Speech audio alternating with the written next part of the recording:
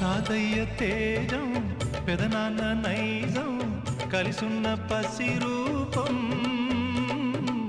నీరాణితనము నారాచ గుణము ఒకటైన చిరుదీపం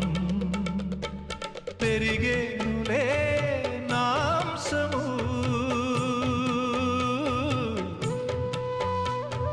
వెలిగేనులే మా వంశము